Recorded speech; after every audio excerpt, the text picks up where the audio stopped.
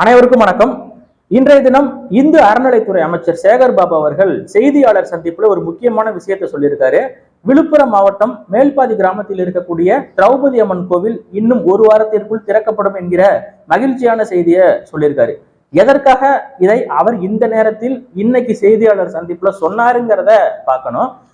மேல்பாதி கிராமத்தில் இருக்கக்கூடிய திரௌபதி அம்மன் கோவிலில் நாங்களும் உள்ளே போய் வழிபடுவோம் என்று பறையர்கள், அங்க இருக்கக்கூடிய பறையர் சமுதாய மக்கள் கேட்கிறாங்க. அதை போகக்கூடாதுன்னு சொல்லி வன்னியர் சமுதாயத்து மக்கள் தடுக்கிறாங்க. இரண்டு சமுதாயத்துக்கு ஒரு மோதல் போக்கு உருவாகக்கூடிய சூழல் அங்க உருவாகுது. உடனே இரண்டு அரசியல் கட்சிகள் அங்க போய் அரசியல் செய்ய ஆரம்பிக்கிறாங்க. முதலில் பாமகவை சேர்ந்த வழக்கறிஞர் பாலு அவர்கள் அங்க போறாரு. வன்னியர் சமுதாய மக்களை எல்லாத்தையும் கூப்பிட்டு உட்கார வச்சு அவர் பேசுறாரு. என்ன நடந்தாலும் பரவாயில்ல, அந்த மக்களை உள்ள விட்டுறாதீங்க அப்படின்னு சொல்லி பேசுறாரு. நம்ம உச்ச நீதிமன்றம் வரைக்கும் கூட போய்க்கலாம் அப்படின்னு சொல்றாரு. அதுக்கு பதில் கொடுக்கும் வகையில அண்ணன் திருமா அவர்கள் என்ன சொல்றாருன்னா, இந்த கொள்கை கோட்பாடுலாம் உன் மண்டையில ஏறாது, உன் சாதி புத்தி அப்படிங்கிற ஒரு வார்த்தையை பயன்படுத்திட்டாரு. பெரிய அளவுக்கு பதற்றம் அங்க ஏற்பட்டது. அப்புறம் அந்த கோவிலை இழுத்து பூட்டு போட்டு சீல் வச்சுட்டு திராவிட மாடல் அரசு வந்துருச்சு. கிட்டத்தட்ட ஒரு வருடத்திற்கும் மேலாக அந்த கோவில் பூட்டி தான் கிடக்கிறது. இப்ப அண்ணன் சீமான் அவர்கள் ஒரு 2-3 நாட்களுக்கு முன்னாடி ஒரு அறிக்கை வெளியிட்டாரு மக்களே. என்ன அப்படின்னா, மேல்பாதி கிராமத்தில் இருக்கக்கூடிய திரௌபதி அம்மன் கோவிலை திறந்து வழிபட அனுமதிக்கவில்லை என்றால் விரைவில் ஆலய நுழைவு போராட்டத்தை நாங்கள் நடத்துவோம் என்று சும்மா சொல்லியிருந்தார் மக்களே. விரைவில் நடத்துவோம் அப்படின்னு தான் சொல்லியிருந்தார். இது குறித்து தான் மக்களே இன்னைக்கு இந்த அறநிலைத்துறை அமைச்சர் சேகர் பாபு அவர்கள்ட்ட செய்தியாளர் கேள்வி கேட்கிறாரு. இந்த மாதிரி சீமான் சொல்லியிருக்காரே அப்படின்னு சொல்லி கேட்கும்போது சேகர் பாபு அவர்கள் என்ன பதில் கொடுத்தாருன்னா, பூத்து குலுங்குகின்ற பூஞ்சோலையில் பூமரத்துக்கு கீழே நின்று கொண்டு அந்த பூ விழுந்ததற்கு காரணம் நாங்கள் தான் என்று சொல்வதற்கு சிலர் தயாராக இருக்கிறார்கள். மேல்பாதியில வச்சு அந்த கோவில் பிரச்சனையை வச்சு அரசியல் செய்யறதுக்கு தயாரா இருக்காங்க. அதெல்லாம் அங்க நடக்காது, மக்கள் ஏமாற மாட்டார்கள் அப்படின்னு சொல்லியிருக்காங்க. நல்லா காய்த்து இருக்கக்கூடிய ஒரு காய் மரத்துக்கு கீழே நின்று கொண்டு அந்த காய் பழுத்து கீழே விழும்போது அந்த பழம் விழுந்ததற்கு நாங்கள் தான் காரணம் என்று சிலர் சொல்வதற்கு தயாராக இருக்கிறார்கள். இதெல்லாம் மக்கள் நம்ப மாட்டாங்க. ஓடாமல் கிடந்த திருவாரூர் தேரையை எங்கள் கலைஞர் கருணாநிதி ஒரு காலத்தில் ஓட்டினார், அவர் ஆட்சியில் இருக்கும்போது. இன்னைக்கு இந்த திராவிட மாடல் அரசுல தான் திருவாரூர் தேரே ஓடி இருக்கு அப்படின்னு சொல்லி திராவிட மாடலுக்கு வழக்கம் போல முட்டு கொடுத்து, இதுக்கு காரணம் திமுக தான், ஒரு வாரத்துக்குள்ள நாங்க திறக்க போறோம், அதற்கான ஏற்பாடுகளை நாங்க செஞ்சுக்கிட்டு இருக்கோம். இதை அறிந்து கொண்டு சீமான் திட்டமிட்டு அரசியல் நாடகம் ஆடுவதற்காக, மக்களை ஏமாற்றுவதற்காக இந்த ஒரு போராட்டத்தை அறிவிச்சிருக்கிறாரு. எப்படி பூ மரத்துக்கு கீழே நின்றுகிட்டு பூ கீழே விழும்போது இந்த பூ கீழே விழுந்ததுக்கு காரணம் நான் தான் அப்படின்னு சொன்னார் இல்லையா, அதே மாதிரி இந்த கோவில் திறக்கிறதுக்கு காரணமும் நாங்க தான் அப்படின்னு சொல்லி அந்த கிளைமை நாம் தமிழர் கட்சி எடுத்துக்க பார்க்குது. இதெல்லாம் மக்கள் நம்ப மாட்டாங்க அப்படின்னு இந்த அறநிலைத்துறை அமைச்சர் சொல்லியிருக்காரு. சரி, ஓகே, மேல்பாதியில மட்டும்தான் இந்த பிரச்சனையா? குறிஞ்சாங்குளத்துல இந்த பிரச்சனை இல்லையா? அங்க இருக்கக்கூடிய பறையர் சமுதாய மக்கள் காந்தாரி அம்மன் கோவிலை கட்டுவதற்கு எத்தனை நாளா போராடிட்டு இருக்காங்க. தங்களுடைய சொந்த இடத்துல தானே கேட்கறாங்க, தமிழர்களுடைய இடத்துல தானே கேட்கறாங்க. அந்த பிரச்சனைக்கு உங்களால நடவடிக்கை எடுக்க முடியுமா? தில்லி திராவிட மாடலுக்கு இருந்து எடுக்க முடியுமா? வேங்கை வயல் பிரச்சனை ஒரு வருஷமா கண்டுபிடிக்காம கடைசியில அந்த சமுதாயத்து மேலேயே என்ன பண்ணீங்க அப்படிங்கிறதையும் நம்ம பார்த்தோம். கடைசியில அவங்க பேசிக்கிட்டு ஆடியோலாம் வெளியே விட்டு என்னெல்லாம் நாடகம் பண்ணீங்கன்னு பார்த்தோம். தொடர்ச்சியா எந்த பக்கமும் எதிரான ஆட்களை நம்ம இருந்துடக்கூடாது. அங்க போய் கோயிலுக்குள்ள பறையர்கள் சமுதாயத்தை அனுமதிச்சிட்டோம்னா வன்னியர்கள் கோச்சுப்பாங்க திமுகங்களை. இவங்க போகக்கூடாதுன்னு சொல்லி போட்டோம்னா பறையர்கள் கோச்சுப்பாங்க. உடனே பூட்டை போட்டு சீல் வச்சுட்டு வந்துட்டீங்க. இப்ப அண்ணன் சீமான் அவர்கள் இந்த போராட்டத்தை அறிவிச்சதுக்கு அப்புறம் நடத்த போறோம்னு சொன்னார், அவ்வளவுதான். உடனே கோவில திறக்க போறோம்னு சொல்றீங்க. முழுக்க இதற்கான கிளைமை நாங்க தான் எடுத்துப்போம். இதற்கு காரணம் அண்ணன் சீமான் அவர்கள் தான். அது மக்கள் மத்தியில நாங்க எப்படி கொண்டுட்டு போய் சேர்ப்போங்கிறது எங்களுக்கு தெரியும்.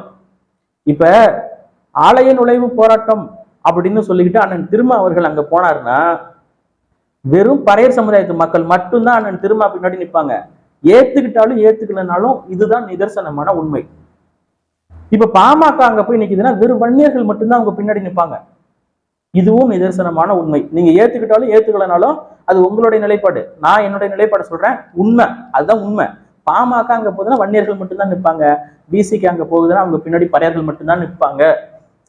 இதுவே எங்க அண்ணன் சீமான் போனா வன்னியரும் பறையரும் ஒரு தாய் மக்களாக கைகோத்து எங்களுக்குள்ள ஒரு பிரச்சனை இல்லை, கோயிலை திறந்து விடுங்க சாமி அப்படின்னு சொல்லிடுவாங்க. இது சாதாரண கூட்டமா இருக்காது. அது இந்த அரசுக்கு தெரிஞ்சிருக்கு, உளவுத்துறைக்கும் தெரிஞ்சிருக்கு. எடுத்துக்காட்டுக்கு ஒரு விஷயம் சொல்றேன் மக்களே. தமிழ்நாட்டில் இருக்கக்கூடிய பெரிய பெரிய அரசியல் கட்சிகள் திமுக, அதிமுக இவங்கெல்லாம் வந்து ஸ்ட்ராட்டஜிஸ்ட் வச்சு வேலை பார்ப்பாங்க. தேர்தல் வியூக வகுப்பாளர்கள் அப்படின்னு சொல்லுவாங்க. புதிதாக கட்சி தொடங்கிய விஜய் அவர்கள் கூட பிரசாந்த் கிஷோர் என்கிற ஸ்ட்ராட்டஜிஸ்டை வச்சு தான் வேலை பார்த்துக்கிட்டு இருக்காரு. இது குறித்து அண்ணன் சீமான் அவர்கள்ட்ட போய் செய்தியாளர் கேள்வி கேட்கிறாங்க. நீங்க ஏன் வந்து ஸ்ட்ராட்டஜிஸ்ட் வச்சுக்கிறது கிடையாது அப்படின்னு கேட்கும்போது அண்ணன் சீமான் அவர்கள் சொன்ன பதில் ஒன்னே ஒண்ணுதான், நானே பெரிய ஸ்ட்ராட்டஜிஸ்ட், எனக்கு எதுக்குப்பா ஸ்ட்ராட்டஜிஸ்ட்னு கேட்டாரு. அவர் சொன்னது அன்னைக்கு புரியல, இன்னைக்குதான் புரியுது. மக்கள்கிட்ட எதுலாம் வந்து பெரிய பிரச்சனையா இருக்கு, எமோஷனலா கனெக்ட் ஆகக்கூடிய விஷயம் என்ன, மக்களின் அடிப்படை பிரச்சனை என்ன. இங்க இருக்கக்கூடிய பல நபர்களுக்கும் தனக்கு ஒரு சொந்த வீடு இருக்க வேண்டும் என்பது பரம்பரையா கனவாவே போயிட்டு இருக்கு. அது உண்மையா இல்லையா? ஒரு சென்ட் லேண்ட் வாங்க முடியுமா இன்னைக்கு சென்னையில? முடியாது. அண்ணன் சீமான் அவர்கள் இந்த விஷயத்தை ஸ்ட்ராட்டஜிஸ்டா நின்று எடுத்தாரு. பஞ்சமர் நில மீட்பு, பல லட்சம் ஏக்கர் இங்க உங்களுடைய நிலம் இருக்கு, அதை நீங்க வித்திருந்தாலும் இன்னொருத்தனுக்கு கொடுத்திருந்தாலும் அது செல்லாது. வெள்ளக்காரன் உங்களுக்கு கொடுத்தது பஞ்சமர் நிலம், அந்த நிலத்தை மீட்கணும் அப்படின்னு சொல்லி ஒரு பேரணியை நடத்தினாரு பாருங்க செங்கல்பட்டு திருப்பூரூர்ல. எவ்வளவு பெரிய கூட்டம் வந்ததுங்கிறத நம்ம பார்த்தோம். சாதி வாரி கணக்கெடுப்பு, இதுவும் மக்களுக்கு தேவையான ஒரு விஷயம். சாதி வாரி கணக்கெடுப்பு எடுத்தாதான் எல்லா குடும்பத்தில் இருக்கக்கூடிய ஒரு பிள்ளையாவது வேலைக்கு, அரசாங்க வேலைக்கு போக முடியும். இன்னைக்கு ஒரு குறிப்பிட்ட சமுதாயம் பெரிதளவுக்கு அனுபவிச்சுக்கிட்டு இருக்குங்கிறதே நம்ம பார்க்குறோம். அமைச்சரவையில பார்க்குறோம், சட்டமன்றத்துல பார்க்குறோம். மைனாரிட்டியா இருக்கக்கூடிய மக்களுக்கு எப்படி 10 அமைச்சரவை தெலுங்கு அமைச்சரவை கொடுத்தீங்க? தெலுங்கர்களுக்கு 38 சட்டமன்ற உறுப்பினர்கள் இருக்காங்க, பார்க்குறோம். இதை எடுத்தாரு மக்களே. இது மிகப்பெரிய அளவுக்கு வெற்றி பேரணியாக நடந்தது. அந்த கூட்டத்தை பார்த்து எல்லாம் மிரண்டுட்டாங்க. அதான் உண்மை. இப்ப எதுக்கு வந்து இந்த அறநிலையத்துறை அமைச்சர் இவ்வளவு அவசரமா இதை பண்றாரு? அண்ணன் சீமான் அவர்கள் மட்டும் மேல் பாதிக்கு போயிருந்தால் அங்கு பலாயிரம் மக்கள் கூடியிருப்பாங்க. அது உளவுத்துறைக்கு நல்லா தெரியும். கட்சி காலி கூடாரம் காலின்னு சொல்லிக்கிட்டு இருந்த கூட்டத்துக்குலாம் வாயில பெரிய ஆப்பா போயிருக்கும். ஏற்கனவே அங்க நடந்தது.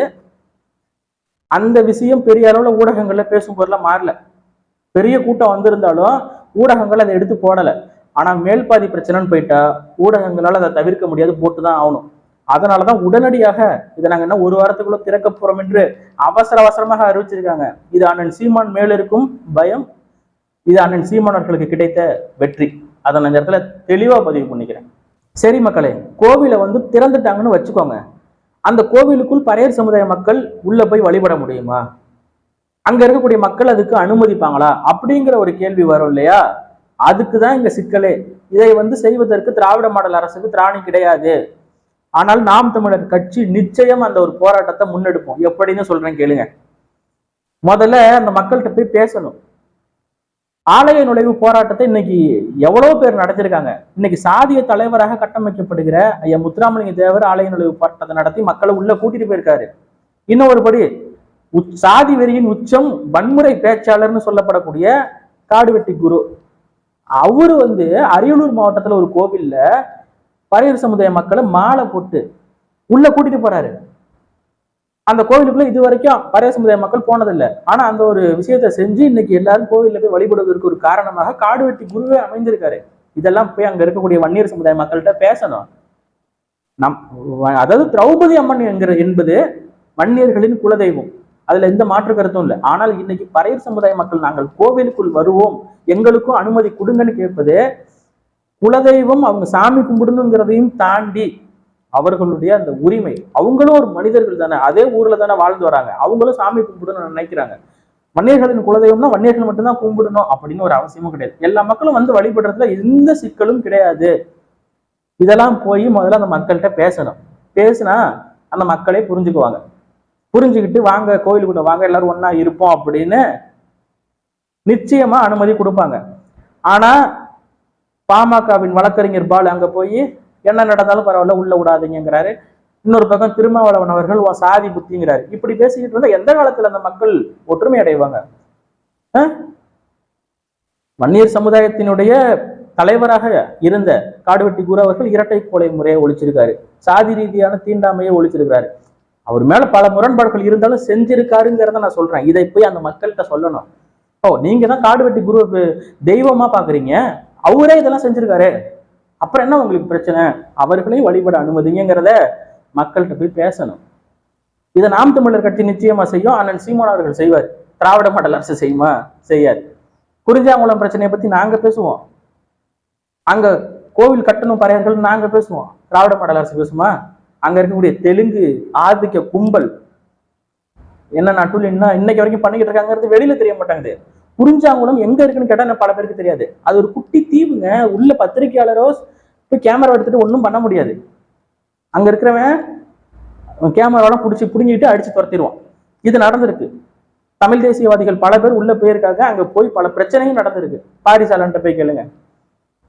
இதெல்லாமே உண்மை. இதெல்லாமே நாங்க நாம் தமிழர் கட்சியால மட்டும்தான் செய்ய முடியும். இன்னைக்கு இந்த கோவிலை திறக்க வேண்டும் என்று அண்ணன் சீமான் அவர்கள் சொன்னதின் அடிப்படையில ஒரு வாரத்துக்குள்ள நாங்க திறப்போம் என்று இந்த அறநிலைத்துறை அமைச்சர் சேகர் பாபு சொல்லியிருக்காரு. இது அண்ணன் சீமான் அவர்களுக்கு கிடைத்த வெற்றி.